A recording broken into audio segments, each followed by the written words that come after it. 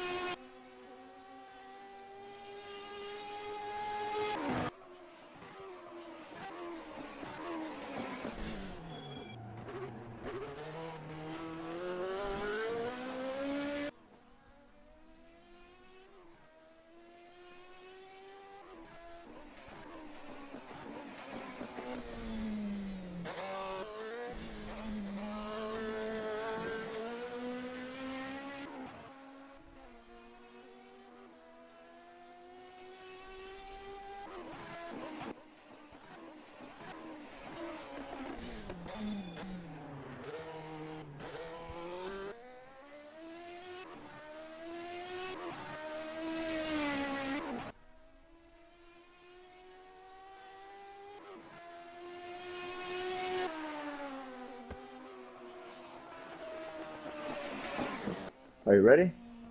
Yep. Warm-up is finished. Okay.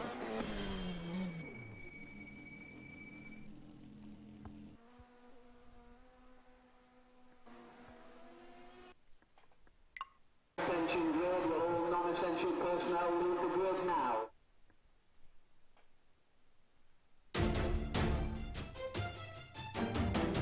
Okay, after a brief delay, we are live. Historic Sim Racing Organization presents round number 5 of the 1983 DRM series from the Norisring. I'm Jason White, I'm your commentator, and I'm joined by Richard Wilks. Richard, good evening. Good evening, Jason. Good evening, everyone. I hope everyone's able to see this stream because I had to switch the very last minute to a rather unusual situation.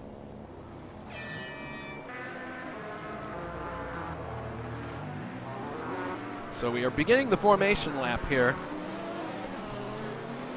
and we're in an interesting situation here because we have a first-time driver with us and a first-time pole winner. I don't know if that's ever happened here before. I'm guessing it has, but this is Grant Riddall, Ray Riddall's son. Yes, indeed, they are both driving Lanciers, Mm-hmm. apparently, and Ray with the Wilks Martini team is on pole. Now, one thing that, of course, we're all going to be watching for in this race, looking at the point standings real quickly here, Richard Coxon has the real possibility of wrapping up the championship. It's a situation where he has to be at least 20 points ahead of Gerard Rion. We'll see what happens. They're coming back now. Okay, we're coming down for the start now. Everyone's bunching. So let's see what happens. Coming down, green light. And Yep. they're off. Race is underway. Coming down. Oh man, Madcap Mayhem, and we're going to need to keep a close eye here on the this corner here. Oh, it looks like Becknell's gone into the lead. Oh my goodness, lots of craziness here. Pascal is spinning. Oh no! Pascal Mikola apparently spun out. He rejoined. All right, good. So we have Mike Becknell in the lead, but it looks like he got a little loose coming off the corner there. Grant Riddall is counterattacking. Walker Mark is already spinning. Oh boy. Oh, Philippe Martinelli goes into the wall at the hairpin here, and he's gone clear into the outside barrier. So the Sugarland Express, Mike Becknell leads lap number 1. And Grant Riddall is in close behind him, and Raul Jareb is in 3rd. These guys are all in the same class. Oh, Mike runs a bit wide. Grant tries to take a look down the inside, but doesn't have the room there to make an attempt. Raul Jareb is in third. Gerard Riant is in fourth.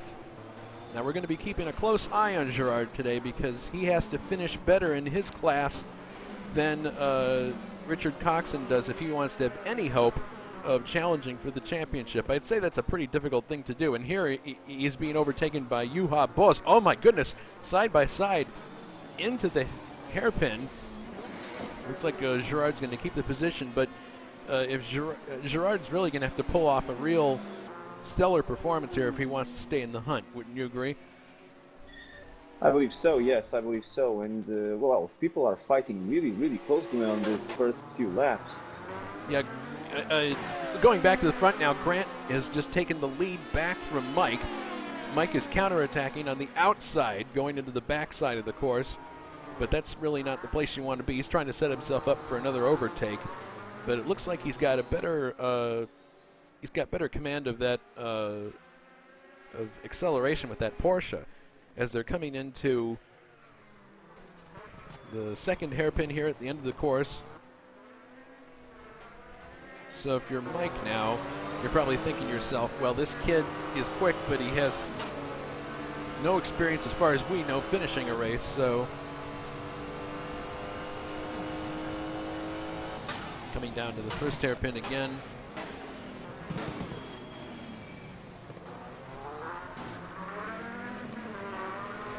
The challenge there is coming out of there and accelerating out without clipping the wall. Yes, which is more easier said than done with so much horsepower under the right foot of these drivers today. I would think to myself that Richard Coxon in this race has the easier task of doing well because he has A, less cars in his class, and B, it's probably easier to lay down power with the Alba than it is with one of these bigger cars. Well, it sure is, but I can assure you he's not, he's not having an easy life here because the competition is fierce, even in the C Junior class today. Well, we're having a look at him now, and he's actually not leading the class right now. A guest drive for Jan Titz, and he's leading the class right now. In the second. No, he's not. He's not. The leader of the class is, I believe, Dana Schurer. Oh, goodness. The Cosworth boys really have a power advantage in this track. We didn't talk much about this track, but it's basically a few hairpins with long straights in between. So it really favors the cars who have the torque and the power to really hammer down all the way down these straights. It's a matter of power and brakes for the most of this track, and so maybe that's why people are being a bit, over optimistic. There are a lot of cars with damage already. Yeah, there's tons. Looking at the leader of Group C Junior now, it's you're correct, Dana Schurer. Oh boy, Philippe Martinelli still causing issues. Oh no! I believe, Mikola had an issue there. I'm not sure whether he escaped out or not, but Philippe Martinelli is also stationary there. Well, Mikola, he got it running. Well, here's the replay. Yeah, and he got into a altercation with Philippe Martinelli, then goes to the wall over there, and Pascal gets it going again. Meanwhile, Grant Vidal is in the lead. Mm-hmm.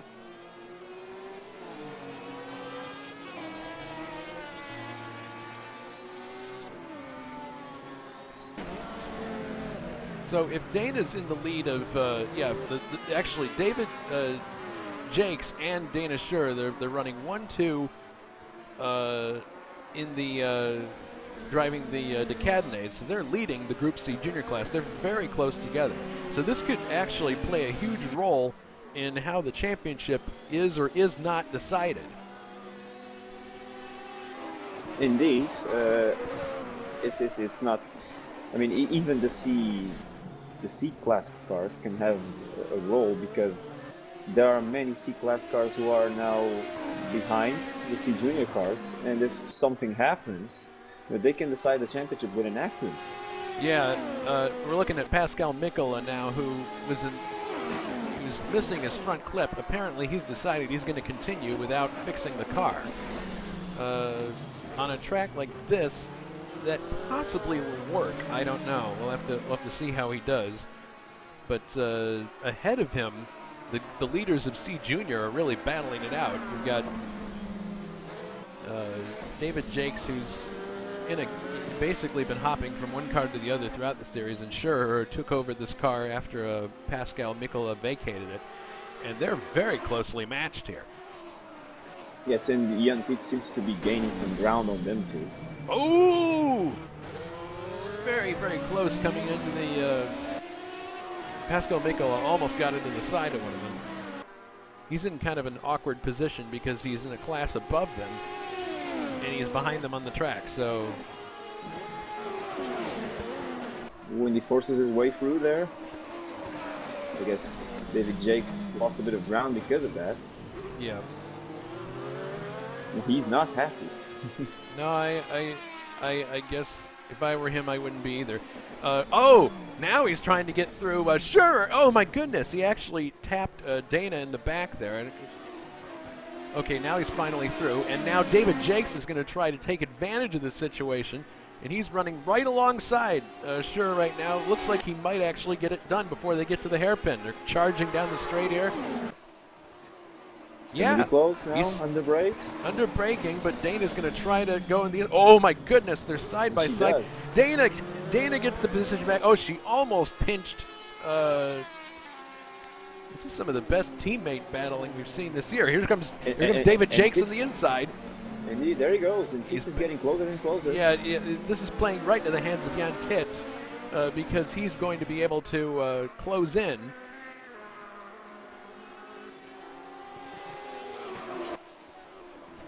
Dana looks to the inside, but that's probably a bit optimistic. She wisely tucks back in.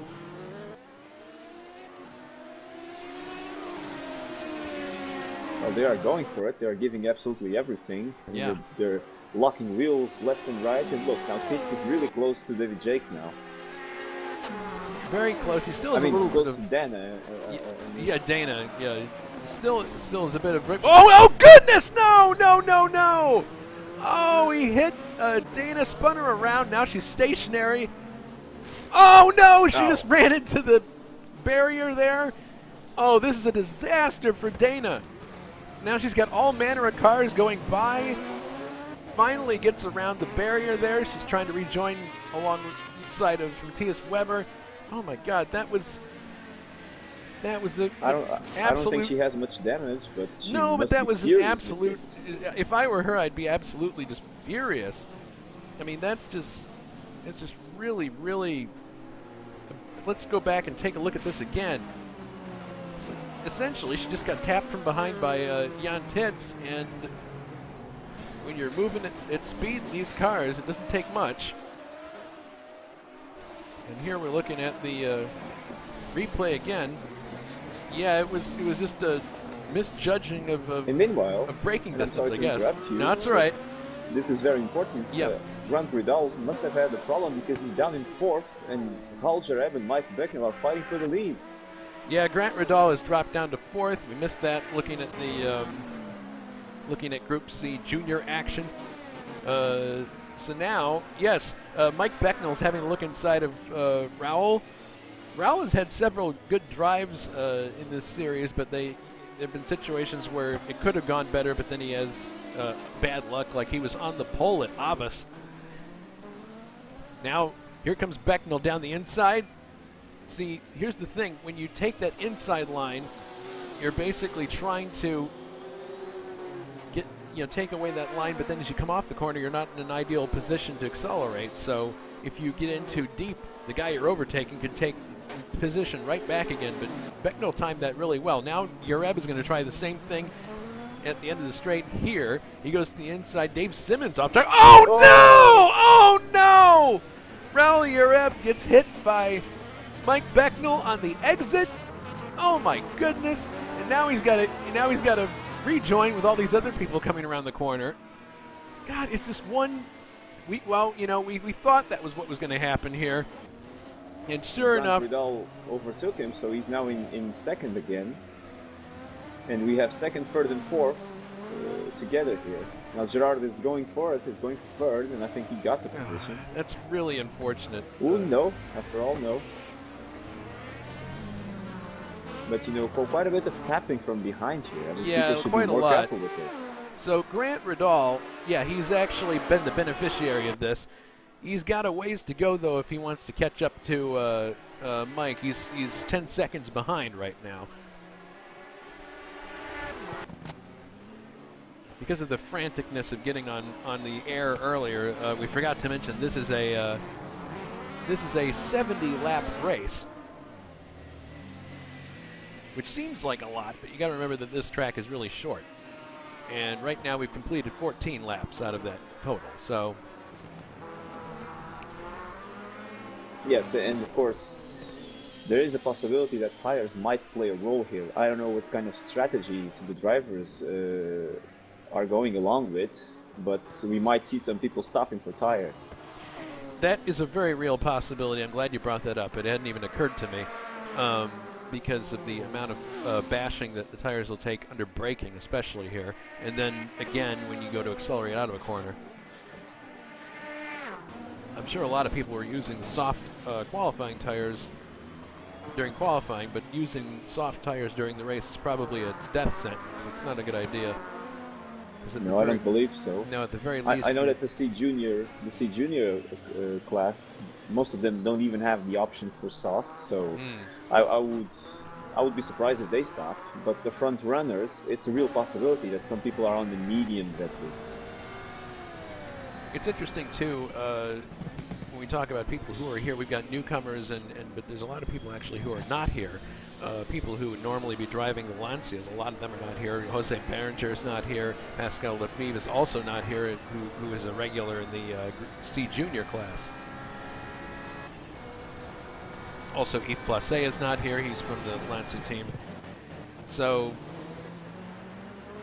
well, I don't think Lancia is being misrepresented with the Riddall family here. Yeah, that's true. We got the Riddall family stepping in and doing well. Now, Grant is having to come up on. He's got a kind of a weird situation here because he's coming up to lap cars that are in his same class. So it's not like he's overtaking Group C Junior cars. He's got well, Dave Simmons makes room for him, but then he has to handle up a guy who is notoriously unpredictable in these races. Mark Florkin. Let's see if he makes it any easier for him now. He's being lapped here, so courtesy dictates that he would let Grant by, and it looks like he's going to. Good. Because if Grant wants to close in on Mike, he's got to dispense. Yes, let's not forget that Mark Florkin. Oh, good! I spoke too soon. Florkin Mark just hit the back of Grant, but fortunately Grant was able to keep going. I was just going to say that he already got a penalty for disputing positions with cars that are laps, ahead of him. Yeah. And I'm hoping that constituted a lesson of some sort. Well, I mean, he was. I think there was just a situation of he wasn't. He just maybe he was a bit too optimistic. He judged the brakes a bit late, and but he did make room for Grant, so he is keeping an eye on where he is in relation to other cars. Now, so Becknell's leading. Let's go back and look at the C Junior class, because Jonathan Asserclint has climbed way up the. Well, although he's in a Group C class car, he's in a really a huge battle here with Jan Titz, but it's not even for class. Now Grant Riddall is coming through this.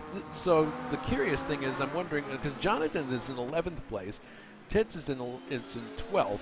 So this means once Grant gets by Asserclint, which he does right here, now there are only 10 cars in the lead lap, and that's one feature of this Norisring course. It's so short that it's very, by the end here, we may not have very many cars on the leader lap. Yes, this is almost like the equivalent of 1 mile oval here. Yeah, it will be not surprising if indeed a lot of people are lapping each other during the race.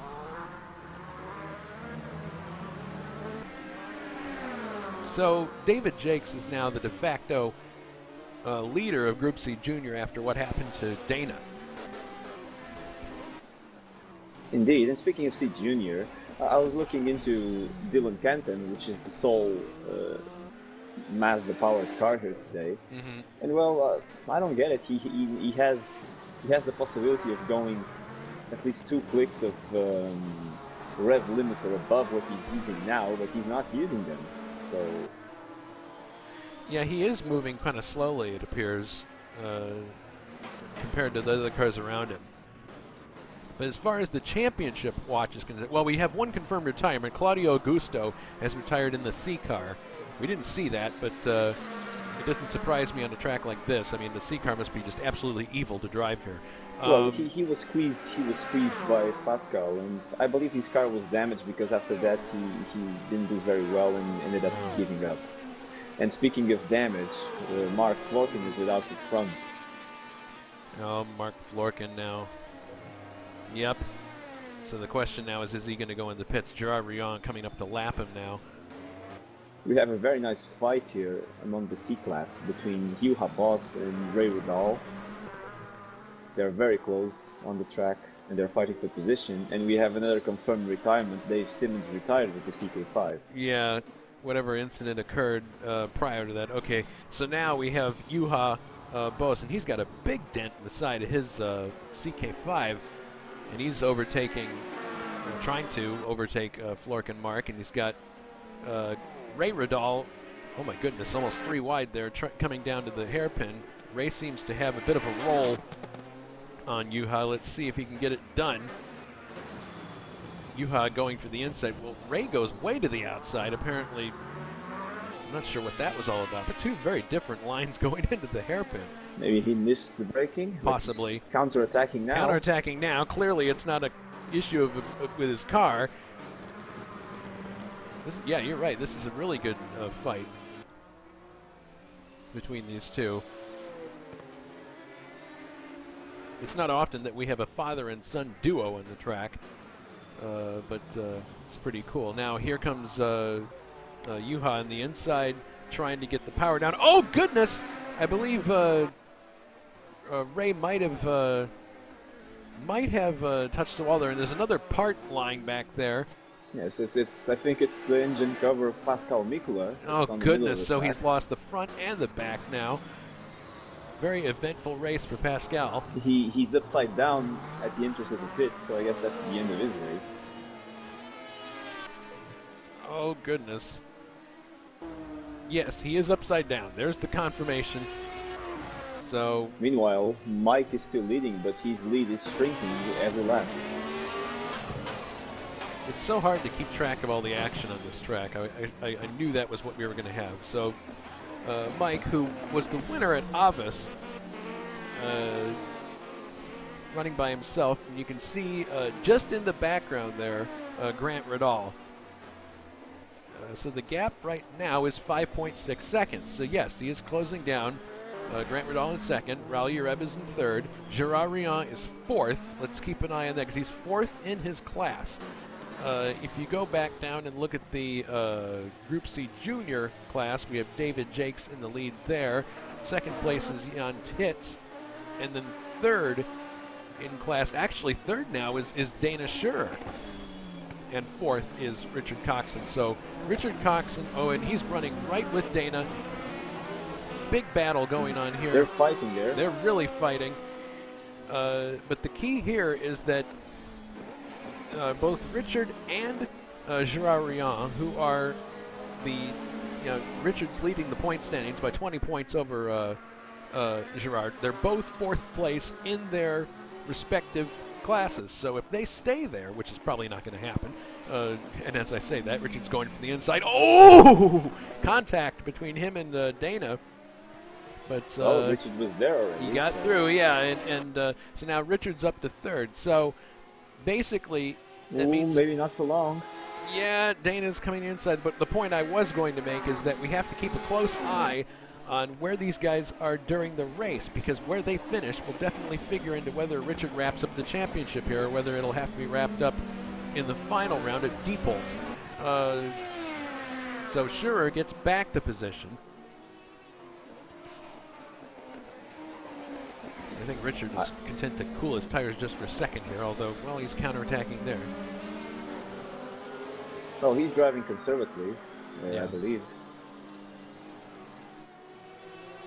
And meanwhile, David Jakes is really doing a good race here, leading the class. Yeah, David's, well, he's a good quality driver that we've seen in other classes doing quite well, and he's actually, he's been lapped now by Grant Riddall, so Grant is now, I believe Grant now has an unobstructed path to get to Becknell. Let's see.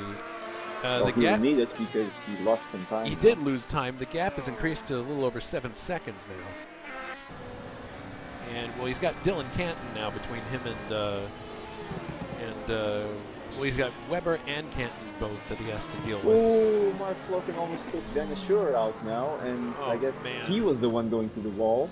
And Dennis Schurer and Oh Matt no! Becknell, There's a spin here, they and both spun. Drexler is involved. My goodness. Well, let's take another look at that. So Mark's going. What in the world was that? Mark went on the inside. That was strange, and I don't know if that was a ping-related thing or what happened there, but everybody coming through just trying to avoid collisions, and thankfully everybody does get away.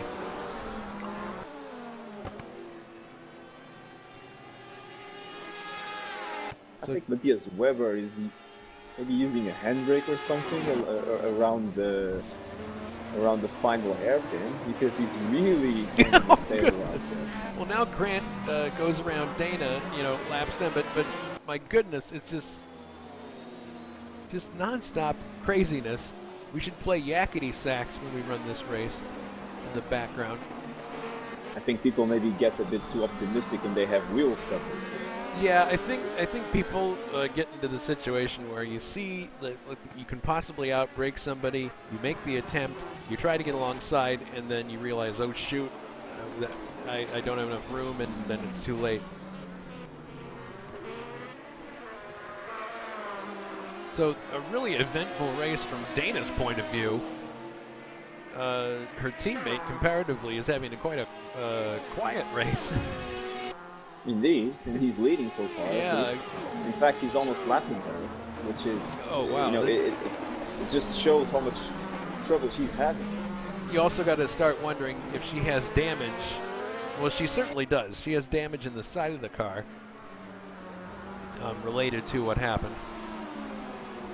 So you have to wonder, how much that is playing into how the car handles from this point to the end. She's been driving quite aggressively. I don't know if that's very good for the tires either. Yeah, that's the other thing too. So now, Look how David is driving a lot more smoother. yeah, David puts a lap on Dana there. So basically now, with David Jakes leading the class and Jan Titz in second, and he's trying to get by Philippe Martinelli. Or maybe it was Martinelli lapping him, but at any rate, Coxon is now third in his class, and Gerard Rion is fourth in his class.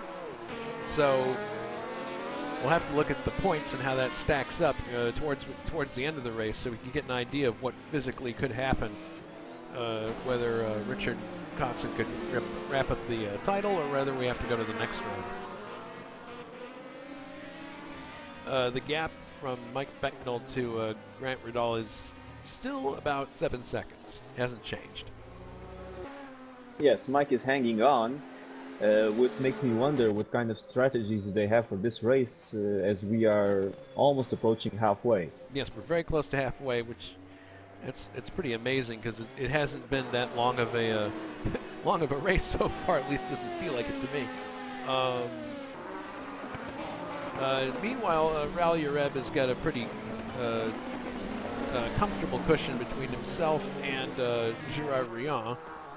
He's coming up on Abbat Hernandez, who's been away from HSO for a while and is back with us again driving the MCA.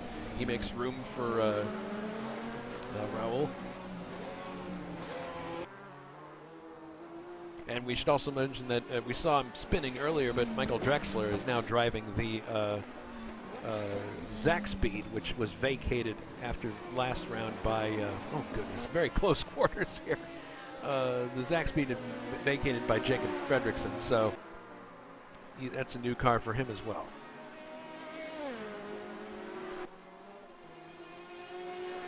Looking a little further back, Philippe Martinelli, although he had a pretty crazy start to the race, he's still up there in 5th. And Juha Boss, who's driving in place of Jason Fitch today in the number 15 Porsche CK5, he is running in 6th place. Then we have Ray Riddall in 7th, Drexler in 8th, and David Jakes in 9th. There are only 6 cars on the lead lap. Juha Boss is the last car on the lead lap.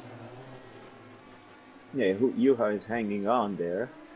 A quiet race from him, but it's doing the trick because he is in front of some potentially faster cars here. Well, it's not going to be quiet for long here because he's got Ray Riddall closing down on him in the Mirabella Lancia.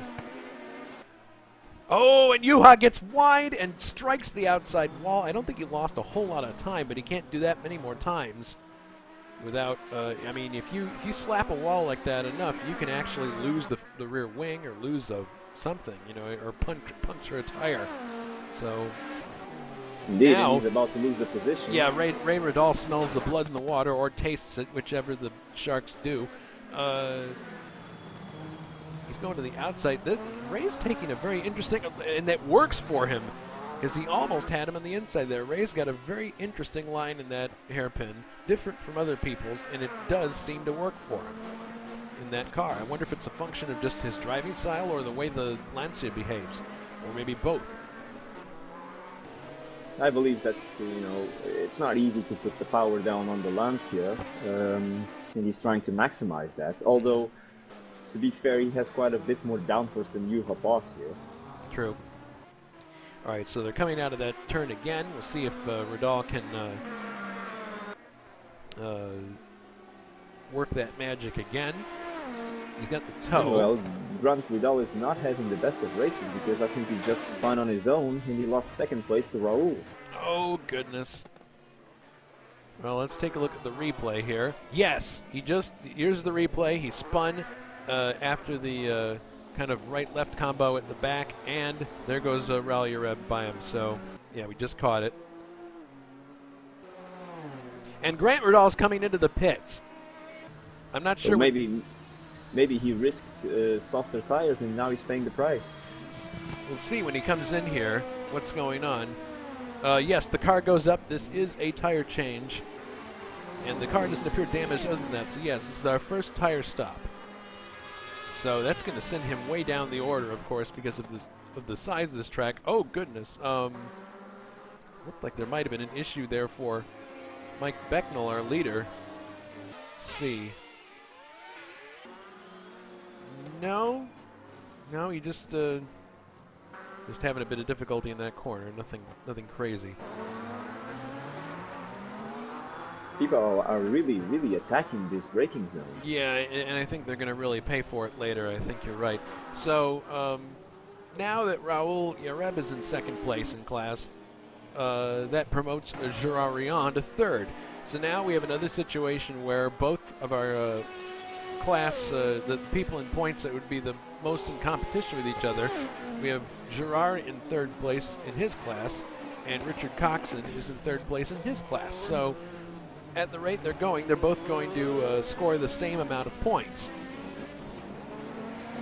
Because the points Indeed, which leaves the fight for the championship for the last race. Yeah, I mean, that basically means they would both get the same amount, and nobody would go forward or backward in the point standings, so we would take it to the next one.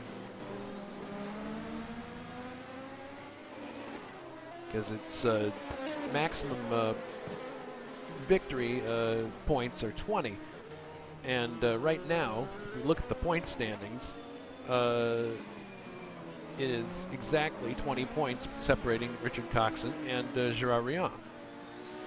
So, keep an eye on this and see how it develops, but it looks as if, at this point, that Richard's going to have to wrap up his championship at the next race.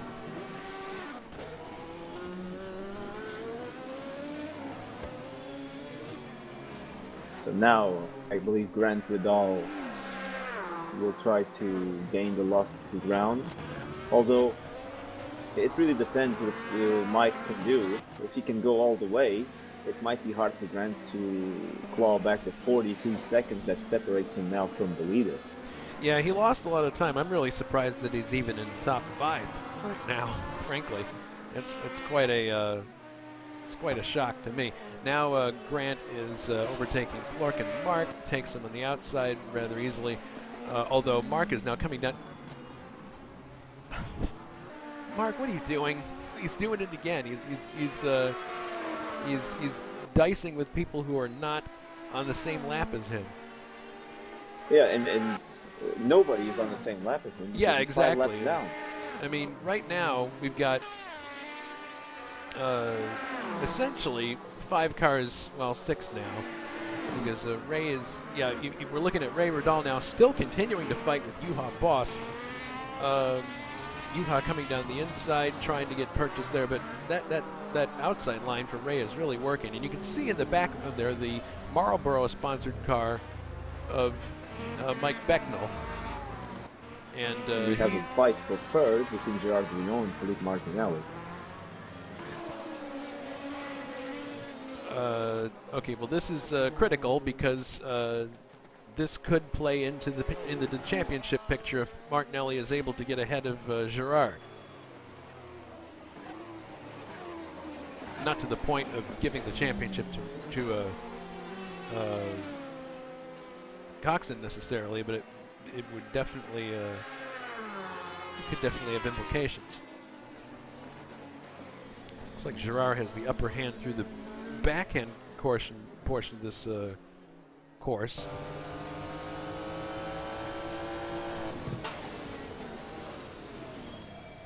Oh, man.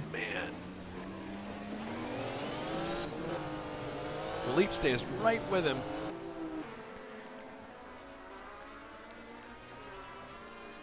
Yeah, Philippe's not giving him any rest. Remember that that Rothman's Porsche has just got a little bit more oomph to it than the Canon Porsche that Gerard is driving. Oh! Now he went a bit wide and he lost the position. He lost the position. Philippe is in front. Philippe goes to 3rd place in the class. Gerard is 4th now. So the question is, can he counterattack? He's got dents in both sides of that car. So he's battle scarred from earlier. Both of them, actually. Yeah, both of them are. So it looks like this has settled down to some extent now. But that drops Gerard to 4th. So right now, Richard is ahead of Gerard in terms of a point situation. So I'm going to check real quickly here and see what that would do mathematically. If Richard Coxon stays where he is right now and finishes in 3rd, he'll get 12 points. And if Gerard Rion stays where he is right now, he'll get 10 points. So that means then, effectively, that, and you tell me if I'm wrong, but if that happens, it means that Richard Coxon would be the champion here, because he would then be 22 points ahead of Gerard Rion, and then that would make his lead insurmountable. Yes, although there is a slight problem for Richard now, is that Danisher is not that far from him. So if he gets overtaken, we go back to square one. Yeah, we go back to a tie situation again of points here, which then basically kicks the can down the road to the next race. Meanwhile, Ray Vidal seems to have gotten away from Juha Boss, or something happened to Juha Boss, because they're not together anymore. Juha has dropped a little ways back, yes. Yes, and you're right, Juha has lost his front wing. So Juha had some kind of an incident. let's take a look at the replay. Looks like we're going to catch it here. Juha comes in. Oh, yeah, Juha lost his back end coming down to the second hairpin and lost the front wing. That's what happened. Just caught it there. Like I said, people are being a bit too aggressive. I mean, look, with all the accidents that have been happening, if you just drive calmly, like for example David Jakes is doing, he will really profit. Yeah, I mean he's looking at a potential class win here, simply because he's keeping his nose clean, and everybody else is having crazy stuff go on because either they're the victim of circumstance from somebody else doing something wrong, or because they're just being overly optimistic. When Dan is overtaking Richard now. Oh, there it is. You forecasted it. So now we're right back to a situation where basically, Richard looks down the inside. They're side by side. Richard gets the lead back and potentially the championship. Or not the lead, but you know what I mean. He gets third place back there and potentially a championship win. Dana. Yes, these two have been fighting a lot today. Yeah, Dana is right with him though. Considering the fact that she's been in a lot of issues throughout the race, she's performing quite well. I mean, that car clearly is not showroom new at this point, but whatever damage she has apparently is not affecting her driving at all. Yes, this is not the best track for Richard's car in this case, although the Decathlon Lola is not a very competitive car when it comes to corners, but look at it at the straights. Goodness, she just absolutely drove by him like he was parked. Now Richard goes for the inside again. Oh, and this makes it contact there, slightly complicated there because of Raul gets loose. Kind of an awkward situation there, but now yes, this is a classic situation where a C-class car is trying to lap two C junior class cars, but they are fighting for position and they don't want to lose any ground. Well, now it looks like that it'll be taken care of because, Raul just dispensed with Richard, so now this battle can resume uninterrupted. It looked pretty hairy there for a second. Thankfully, nobody had any lasting. There was a little bit of confusion here and there, but everything seems okay now. So we're riding with, she's got incredible speed on that straight compared to Richard's car. Almost 100 horsepower more. Yeah, so. Coming down the outside. Oh, but there's going to be good over-under potential here. Ooh, man, Dana comes very close to those tire barriers. She doesn't want to do that again. She knows what that's like. Meanwhile, Drechler is on the pits, I assume, for a tire change, which he was not very up the order, so he will go down and down with him. Well, he was already way behind, so it's going to send him even further down the order.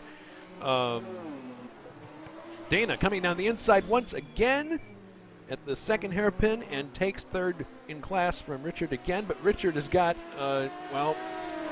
he had the inside line, but again, that power in the Decathlon just dusts him down the straight.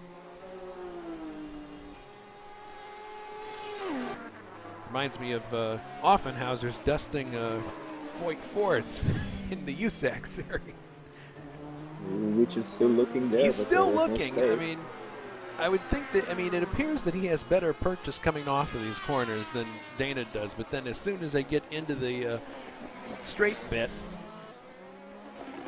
the power takes over and it's, then she pulls out a distance, but he's staying right with her, and you can almost sense what Richard's thinking in that cockpit. He knows that he has to finish ahead of Dana. He's privy to the same lineup information we are, and he knows, I'm sure, by looking at his stats, that Gerard Riant is in third in his class. So he knows that if he finishes ahead of Dana, he can wrap up the championship. I believe he does, and that's the only risk he has to take now. He has to overtake Dana. Well, actually, a development just occurred with that. Gerard Riant has dropped 2 places now. He was just overtaken by Grant Ridal. Just overtaken by Grant Ridal, and that's a big development because now that basically puts Richard, and Richard just got by Dana again just now. So this puts this seesaws things back in his favor. Indeed, maybe Gerard is having trouble with his tires finally, because Possibly. his car is looking very, very loose under power. And Grant Vidal, as we know, he stopped the tires, so he has fresh ones. That's true. Now Grant is we'll see if he can come up the order. Dana continuing to fight with What a Richard. fight This is fantastic. Well, those of you who watched the F1 78 race will remember that Dana had an epic battle with Jan Titz, and this one is proving to be just as good. God! Oh no! Oh no! Richard spins out. Oh my goodness! Huge development. Let's look at I guess that's the end of the battle for now, and Richard now is down a place. Let's look at a replay. Oh my goodness! See that was you know, we've seen that happen very closely with some people, where they come out of this hairpin and they get pinched against the wall, and that's exactly what happened to Richard there. But the good news is he keeps going. Yuha Boss is still running around without the front clip. Apparently he's decided that the time spent repairing that would be too costly compared to the time lost not having it. I believe so, although it's not making his braking easier. Well, despite what just happened to Richard, he's still in a very favorable position because Gerard Rion is 5th in class right now in the and he's like just now overtaking Jan Titz, but he's 5th in class. And at this point, looking at Group C Junior, we've got Jake's in the lead, Titz is in 2nd, Dana Schur is in 3rd, and then Richard Coxon's 4th. So even after all that drama, Coxon is still in a position to wrap up the championship. Because yes, all he needs to do now is just come to the end. I see Gerard with a lot of trouble keeping the car straight, so I don't think he will gain places anytime soon. So the smart thing now for Richard to do would be to just try to cruise home. Oh, and Grant Vidal, let's go to Grant Vidal because he just overtook Philippe Martinelli for 3rd, so he's on the move here. Let's take a look at the replay of this. Yeah, this is a classic situation where he's got the slipstream down the straight. Let's see what happens when he comes into the... oh, yeah, no contest. And he has an excellent exit with the Lancia there. Beautiful. Yes, although now he has a long way to go if he wants to catch Raul. Yeah, he's 11 seconds behind Raul at this point. And Becknell is leading. That gap is back down to about 8 seconds. Still very comfortable.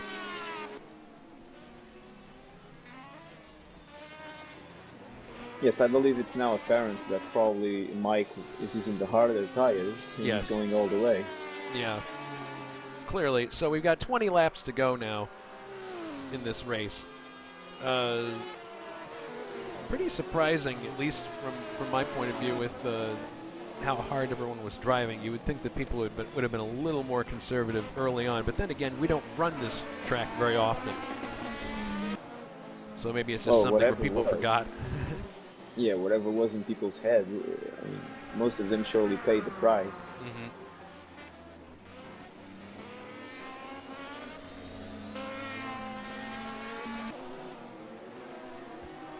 Meanwhile, Grehler is a confirmed retired engine. Mm-hmm. Mark Flocken and Abad Hernández, they both stopped for repairs and they are back at the track running, although they are both very, very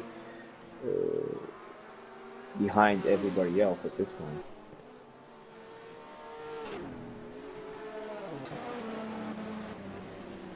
And it's interesting to see how things are panning out at the front.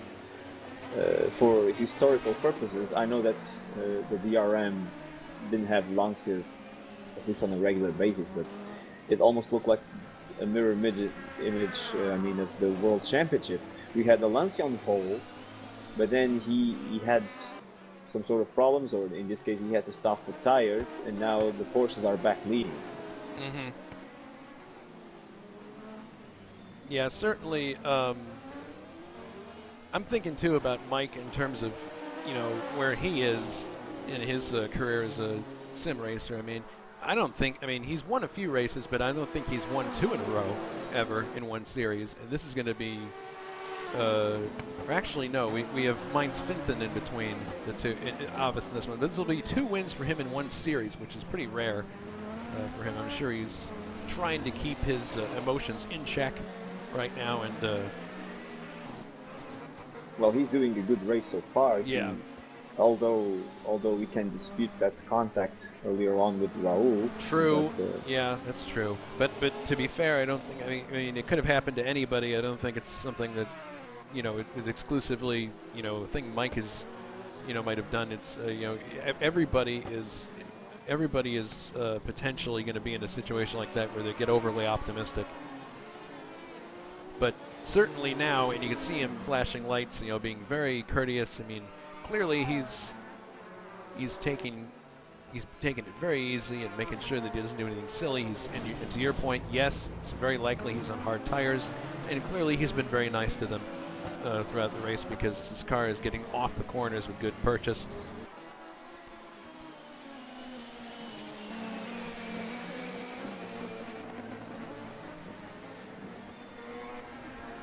yes, and people seem to forget that. I don't know what kind of tests they were running to see how long the tires would last, but it really, and I know very well the physics of this, as you can imagine.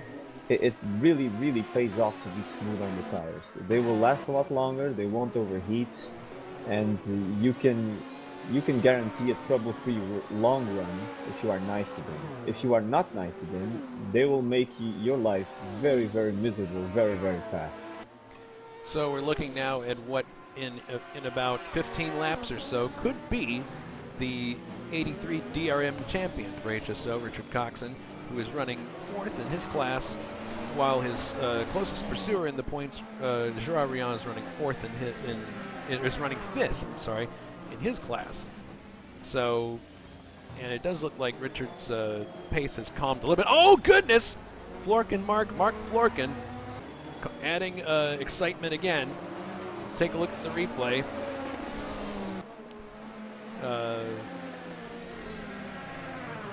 Richard coming along, minding his own business, and it appears that Florkin Mark, spun right in front of him. Good grief. That's probably a little too close for comfort right now. And meanwhile, we were talking about those two, but it seems that Raul maybe is catching up Mike at this point. The difference is down to 5 seconds. You're right, it is. It's closed quite a great deal. Not to the point where Raul can see him. Maybe he can see him on the next. Oh wait, no, he can. As he comes out of this corner, he's got 2 cars between him and Becknell. So maybe he sees a chance to come up the order here and possibly take the win. We'll see. Coming up on Dana. It is a possibility. Yeah. They both drive for the Yoas team. Yeah, this was actually the same team. Juha Boss, Raul Yereb, and Mike Becknell are all teammates, technically, in this race.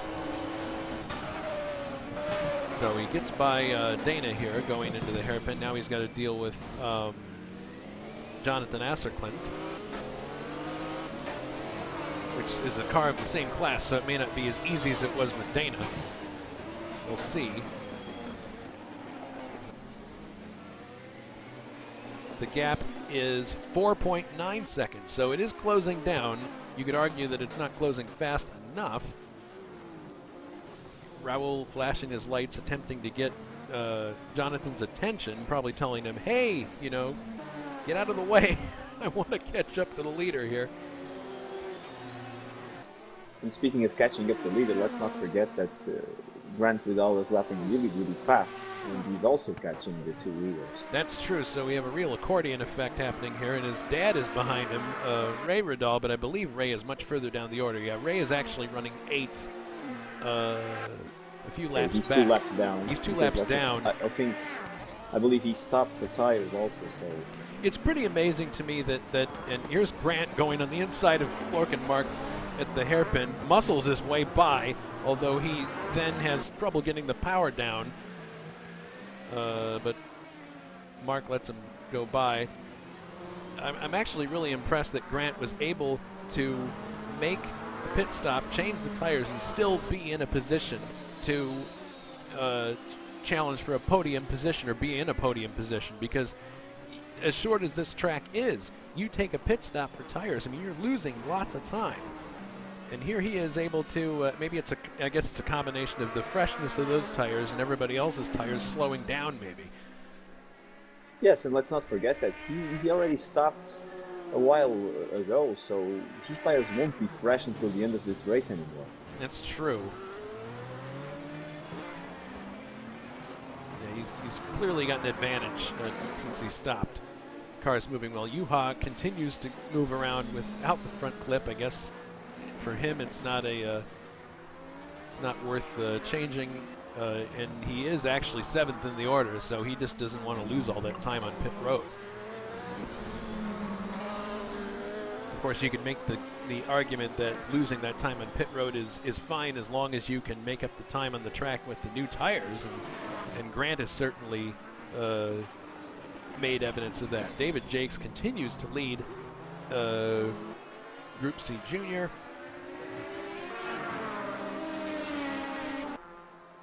And Richard Coxon, you actually see him behind now, so he's actually a full lap behind, or two, actually now, Richard is now 2 laps behind the leader of Group C Junior, which is a pretty odd situation when you think about it. We're used to Richard dominating this class. Clearly the Decadene is a much better car for this particular track. So we've got 10 laps to go now to the end of this race. The gap with the leader, from leader Mike Becknell to Rally Europe, is down to 3.3 seconds. So we could very quickly see a battle for the lead here of Group C. Yes, and once again, as we approach the end of this race, 9 laps remaining now, the 2 in the lead are getting close pretty quickly. Let's see if it's enough.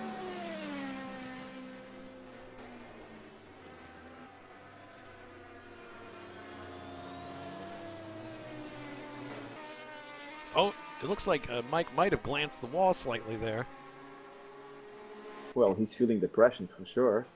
It's interesting because Raul keeps... Ooh. Ooh! Oh! Man. Mike's tires are at the end of their life. Maybe, yeah. You know, it certainly looks like that.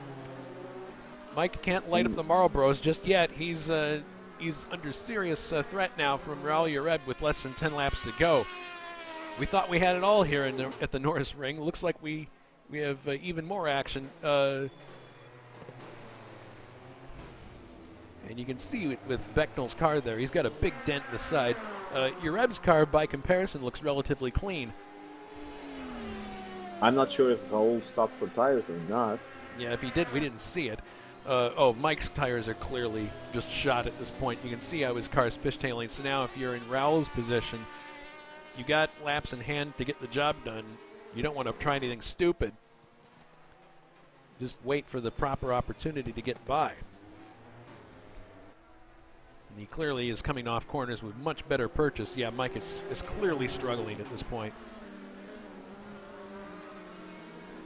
And I would like to point out also that I do not believe Raul has an HSO win to his credit yet. He's still a member of the Goose Egg Club like me. So if he, if he's able to finally get that monkey off his back, that'd be fantastic. Well, he's very close here. Mm-hmm. I don't think at this point that Grant Vidal will be able to catch them unless there is a problem. No, he's too far back at this point. It'll have to be one of these guys making a serious error.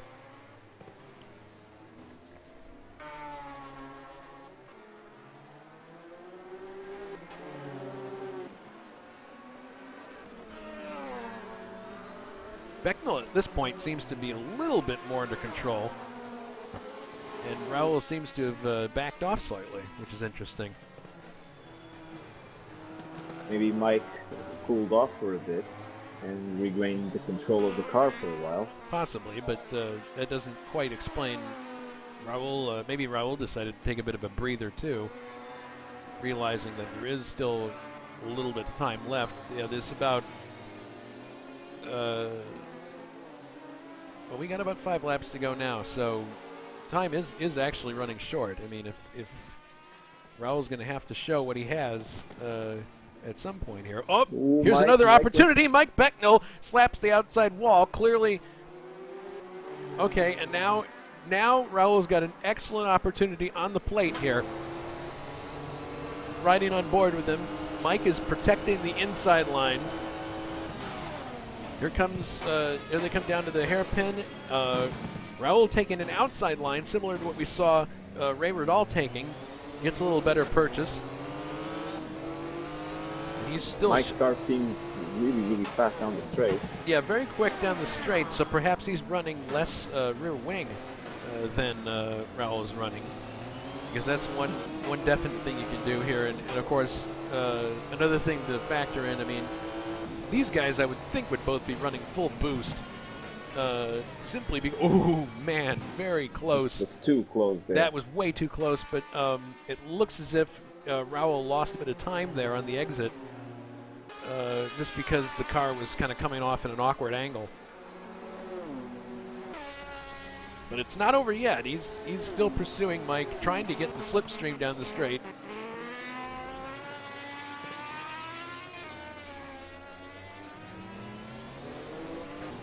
It'll be interesting to see if traffic plays into this at all. They're coming up on Matthias Weber. Oh no! Oh man! So now it appears the tire issue is biting Raul the same way it did Mike earlier. He just lost a lot of time coming off of the right-left combination. But now maybe he can gain that back because Becknell's coming up on 2 people he has to lap. Juha Boss is smoking like crazy coming into the garage there, possibly to retire. Looks like maybe his engine's gone. Dana is also in the pits. He has a punctured tire, okay. Dana's also in the pits. And Becknell has dispensed with Weber. So now it's a situation of goodness, well... Now Dana, I'm not sure why he stopped. Maybe she burned out her tires, or maybe she wanted something repaired. Possibly, but at this point, I mean, with only a few laps to go, I don't really see the point of coming in for repairs. So now the gap is now a little less than, well, now it's down to about 2 seconds. But it appears as if, ooh, Matthias Weber comes back on the inside, so Raul's having issues getting around him. Finally gets by, flashes the lights, thank you, or maybe he's just... It's funny how in the midst of battles like this, people are able to flash the lights and be courteous even in the midst of that. So now actually, ironically, Richard Coxon is now in between these two. I doubt he's really going to make much problem for Raul. No, he lets him by.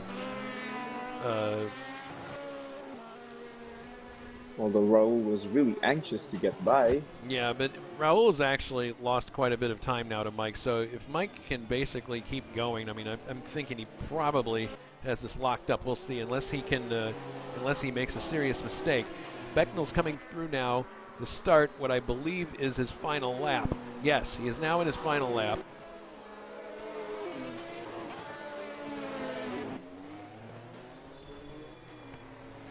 Coming through into the first hairpin. Raul is still within sight of him, but there's a good cushion now, so it looks like Becknell's going to be able to get home unless he does something really, well, okay, he's keeping it under control there. But if something goes wrong with his car, or if his tires cause him to spin, under braking here, all right, well, barring any ridiculous circumstance, it looks like he's going to get it done. Becknell coming It's the off last of the corner here. yeah, last corner, coming off the corner, flashing his lights. He knows that he's really close to the end. There's the checkered flag. Mike Becknell wins, and Raul Ureb is in second. Now let's take a look at where other people are. Gerard Riant is in fifth in his class. The winner of Group C Junior is coming around now, and that's Jan Titz. I'm sorry, David Jakes. Jan Titz is in second in the class, and his teammate Richard Coxon is in third. But Richard Coxon is spun. No. Richard Coxon already crossed the line. Oh, so he's finished the race. Yes. As far as he's concerned, well, Gerard Riant is coming around now, take fifth, and that is it. That means that Richard Coxon is the champion for 1983 DRM. And he's indeed, he can already yes, and he's celebrating. Right now he's celebrating. Richard is the champion, and he is enjoying himself to the fullest.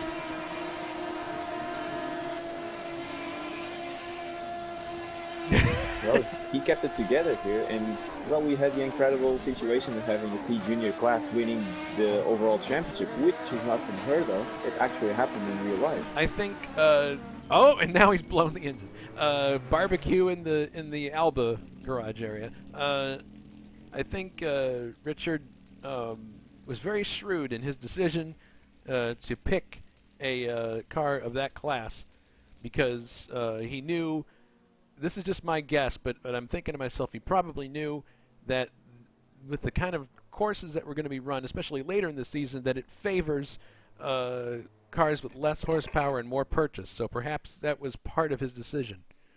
And it also probably had something to do with his own driving preference, that he knew that he would be more competitive more consistently in those cars. Probably. Well, whatever it was, it worked out for him. He's again an HSO champion. Yes. Before we leave the air, we'd like to remind you of what's coming up next in the next few weeks in HSO. We have the International Race of Champions coming up next Sunday, the third round of that series, another one at Riverside. And then, of course, we're going to have the finale of DRM coming. We're not sure if that's going to be televised or not, but watch the listings for that. So, Richard Coxon is the champion for 83 DRM. For Richard Wilks, this is Jason White saying so long from the Norisring. So long, everyone.